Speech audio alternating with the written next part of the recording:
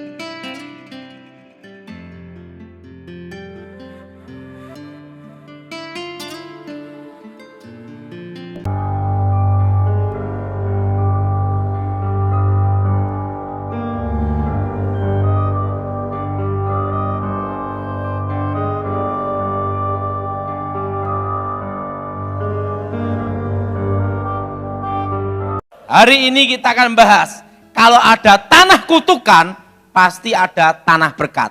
Karena lawan dari kutuk adalah berkat. Jadi ada 3 macam tanah di sini, saudara. Yang pertama adalah tanah kutukan, yang kedua adalah tanah berkat, dan yang ketiga adalah tanah netral. Apa saudara? Tanah apa? Netral. Nah, hari ini kita bahas kenapa ada tempat-tempat terkutuk. Saudara, sering ada kejadian di mana suatu rumah ditempatin orang, ditinggalin orang, siapapun yang nempatin, rumah tangga cerai. Yang tinggal di situ cerai, yang nyewa cerai, sampai wajahnya jadi cerai semua. Nah, ada juga rumah tertentu, siapapun yang nempatin, saudara, siapapun yang nempatin, kerja apapun bangkrut sial. Siapapun yang kerja bangkrut sial terus di situ, saudara. Nah, hal seperti ini sering kejadian di masyarakat. Tetapi ada satu rumah atau satu tempat, misalnya itu warung atau restoran. Itu saudara, dibuka restoran, dibuka warung itu ramai sekali, saudara. Tapi begitu pindah, sepi, saudara. Nah, hal-hal kejadian ini sering terjadi di masyarakat. Betul? Betul? Nah, hari ini kita akan membahas ada tanah kutukan, ada tanah berkat, dan ada tanah netral. Apa saudara? Nah, mari kita buka Alkitab kita terlebih dulu. Di dalam kitab Kejadian pasal 4. Kitab Kejadian pasal 4 ayat 5 sampai dengan 13. Kitab Kejadian pasal 4 ayat 5 sampai dengan 13. Saudara yang genap, saya yang ganjil. Kitab Kejadian pasal 4 ayat 5 sampai dengan 13. Saudara yang genap, saya yang ganjil. Tetapi Kain dan korban persembahannya tidak diindahkannya. Lalu hati Kain jadi sangat panas dan mukanya muram.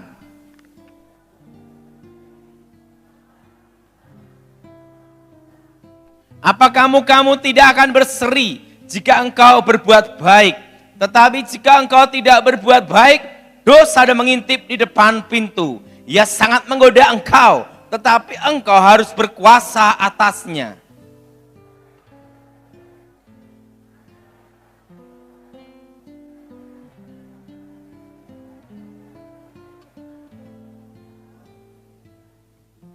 Firman Tuhan kepada Kain, di mana Habil adikmu itu? Jawabnya, aku tidak tahu apakah aku penjaga adikku.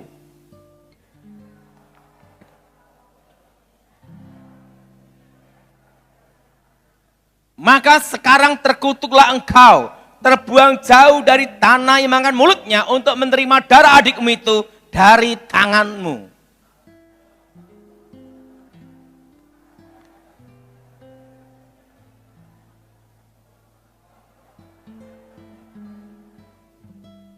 Kata Kain kepada Tuhan, hukumanku itu lebih besar daripada yang dapat kutanggung. Di dalam sejarah umat manusia ada pembunuhan yang paling awal. Pembunuhan yang paling awal adalah pembunuhan Kain membunuh Habil. Pada waktu Habil dibunuh, seketika itu juga kegiatan otak berhenti, kegiatan jantung berhenti. Dan cirinya orang mati tidak bisa mandi sendiri. Betul?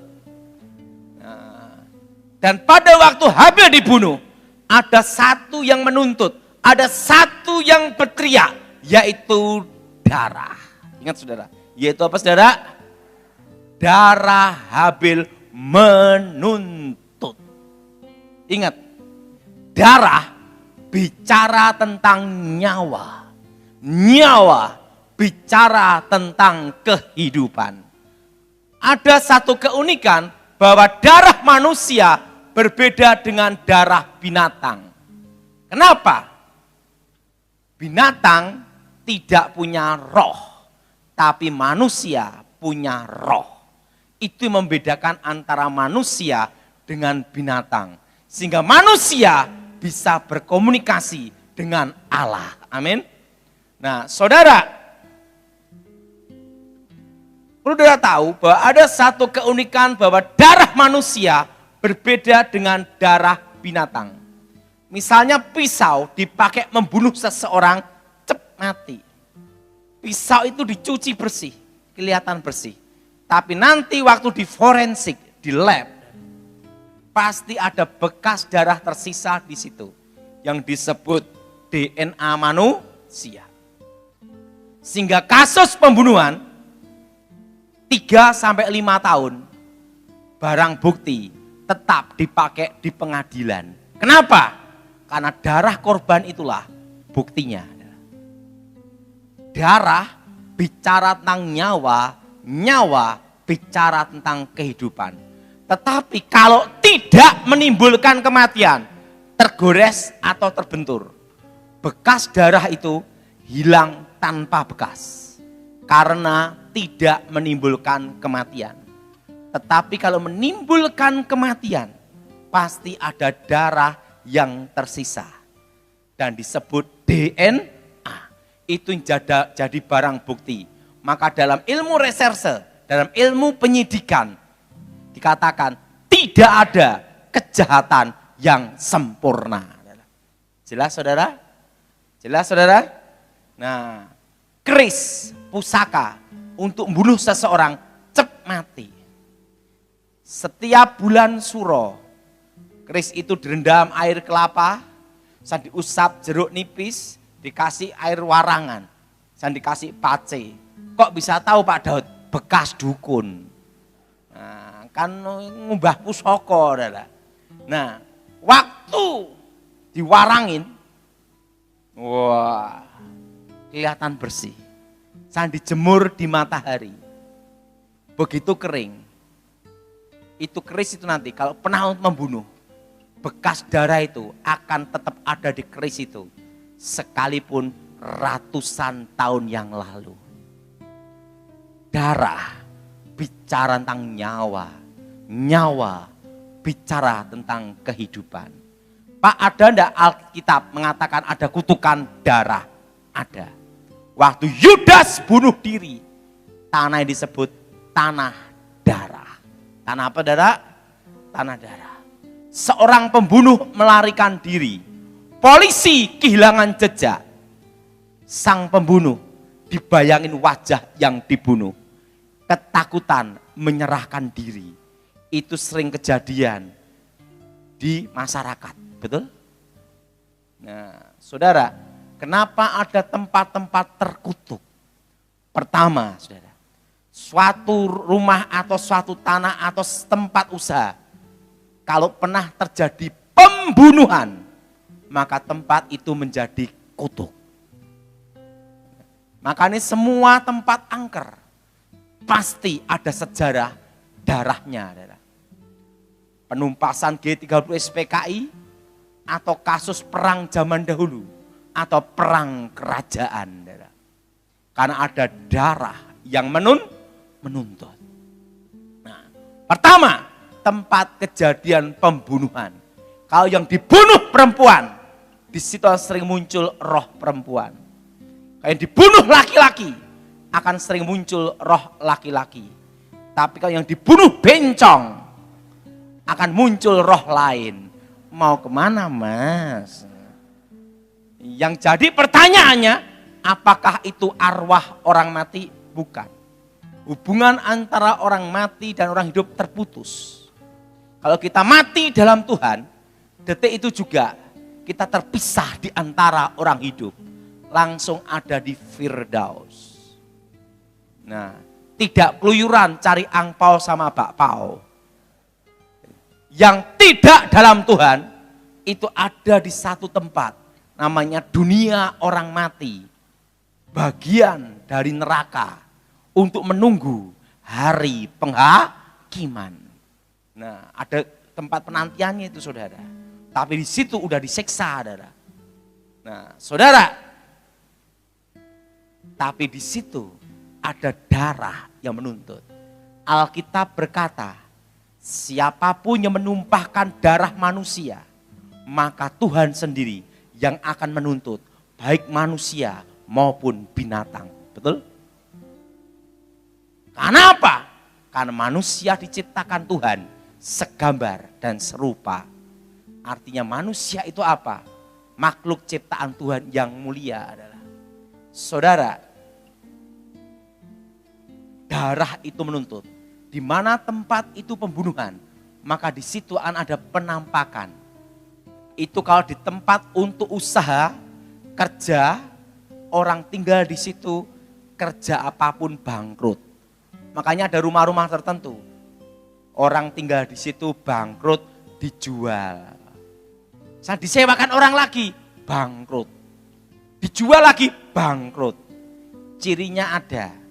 Kalau tempat kejadian pembunuhan, sering ada penampakan bayangan hitam. Makanya kalau sering kejadian, kalau orang Jawa sering ngomong penunggu. Itu di sekitar pintu, klebet-klebet, klebet-klebet. Kenapa sekitar pintu? Kurang kerjaan. Nah, gitu. Itu klebet, klebet, klebet.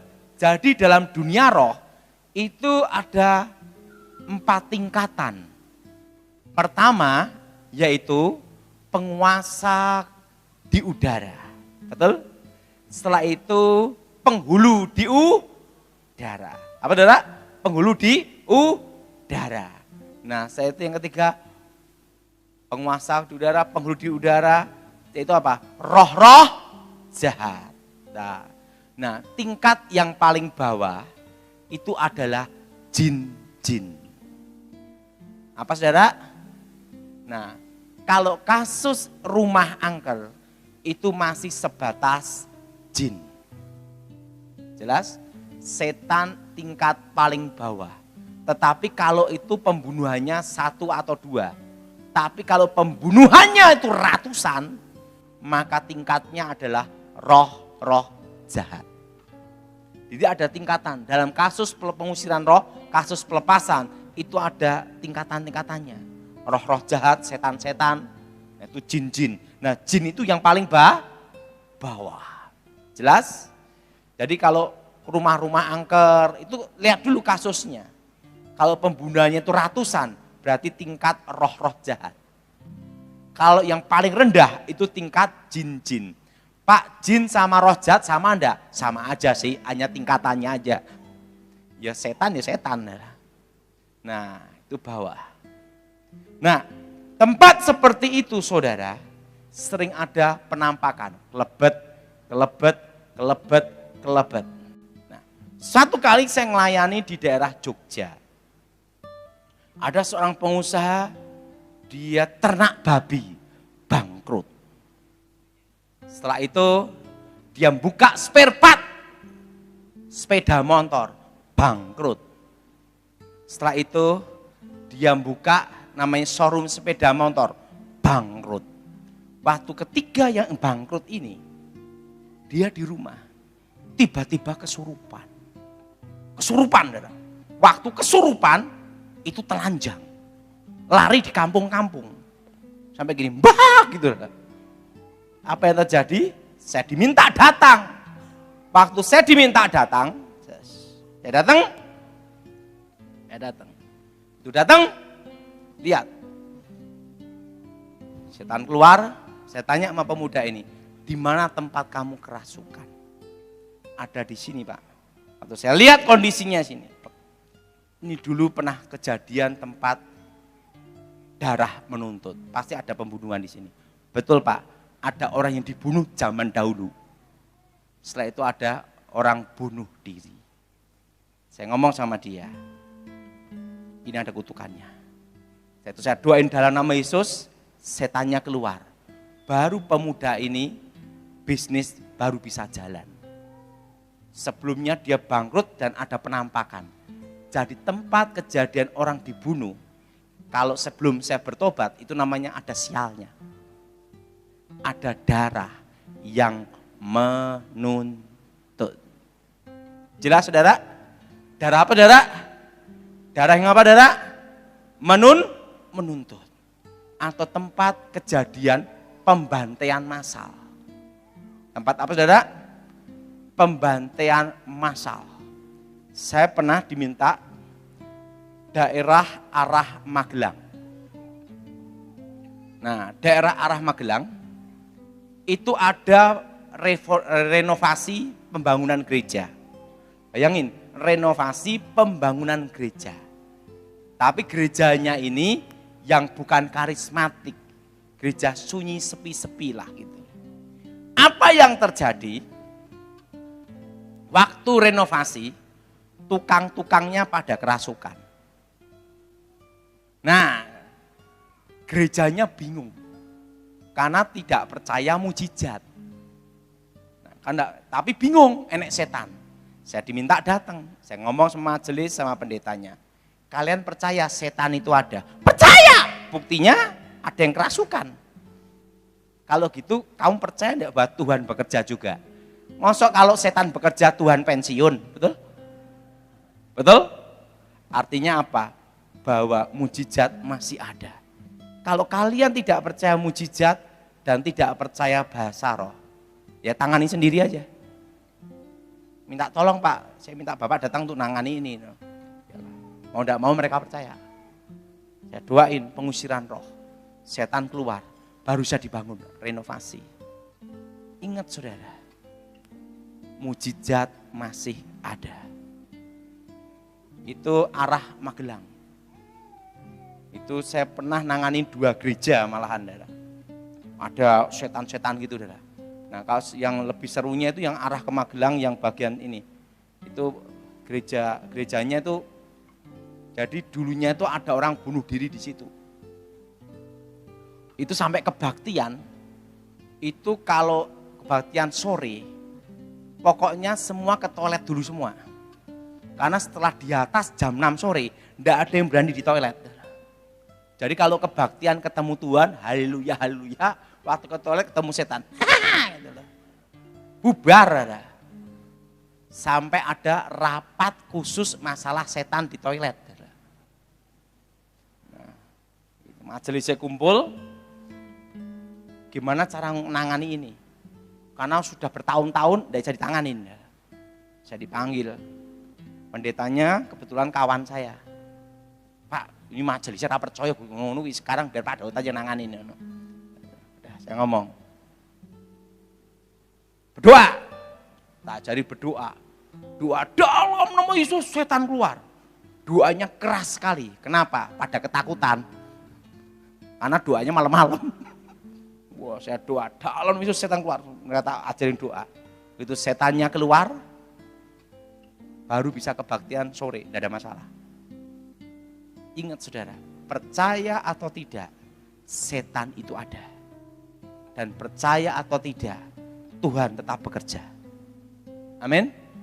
Jadi tempat pembunuhan itu adalah tempat terkutuk. Jelas? Jelas? Nah, kedua, itu kutuk sial. Tempat kejadian orang bunuh diri. Kalau tempat kejadian orang bunuh diri, cirinya ada. Sering ada suara-suara aneh. Kayak orang nangis. Laki ngereng. Atau suaranya itu sering ada di sumur, di pian, di atap, atau di jendela. Tempat kejadian orang bunuh diri itu. Tempat kejadian orang bunuh diri sering ada kayak ketokan pintu. Dibuka enggak ada orang.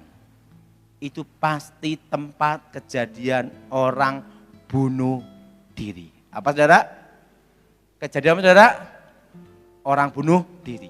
Nah, tempat seperti itu, kalau dibangun rumah atau tempat tinggal, yang nempatin itu bisa cerai. Itu disebut rumah hawa panas, asarnya panas.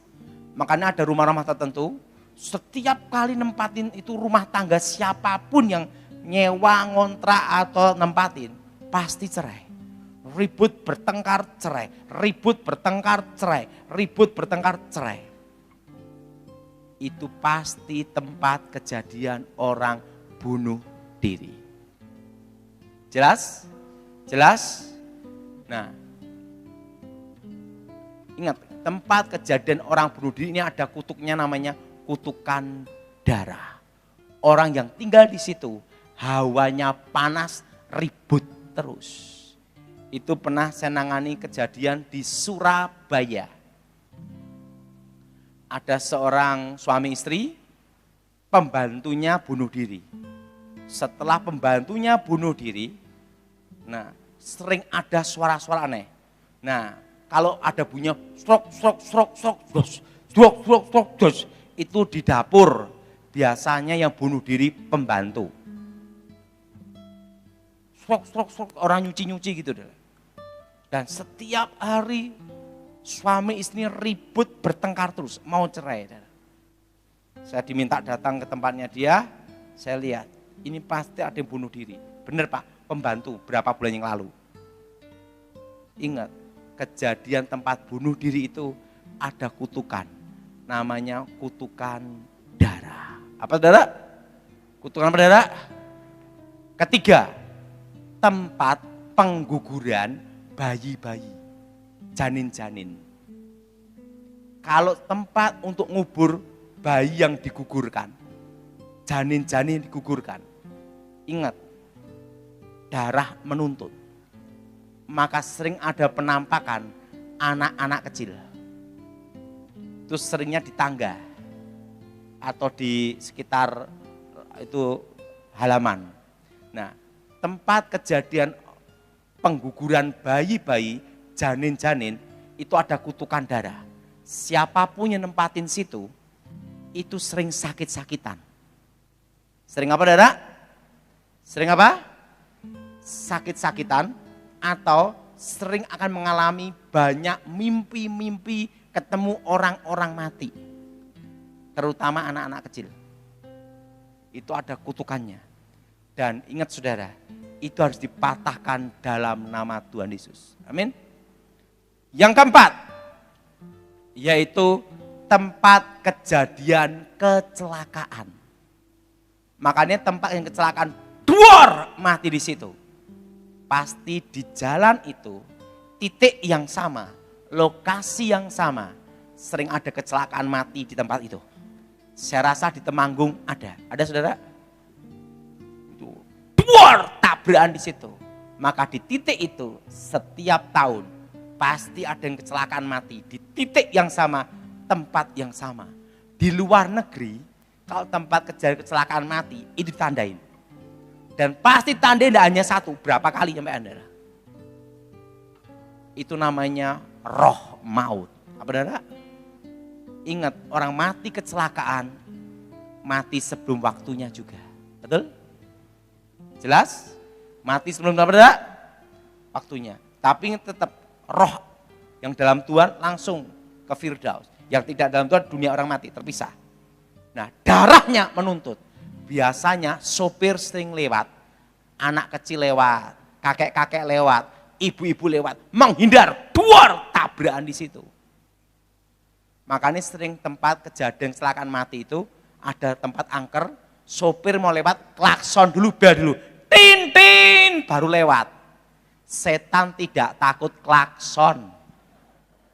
itu hanya sugesti, jelas adalah itu ada namanya roh maut. Apa saudara? Apa saudara? Roh maut.